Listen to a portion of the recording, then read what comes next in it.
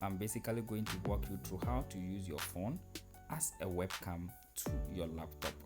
Alright, so without wasting much more time, let's just quickly go to our Play Store and download the application that we will be using for this training. So just search IVCam and then click on the IVCam. Alright, as you can see, I already have it installed on my phone and I also have it installed on my laptop. So first and foremost, you just click on the open if you have installed it already, and if you don't have it, you just click on the install.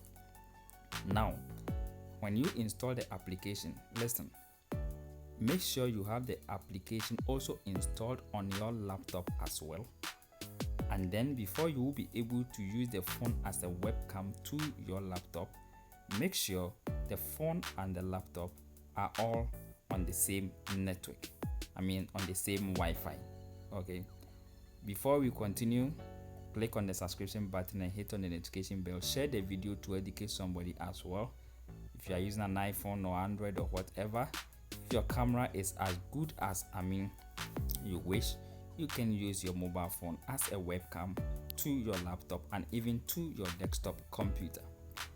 In our next video, we are going to make sure we walk you through how to install the application also on your laptop and sync the two devices together. Thank you and have a nice day.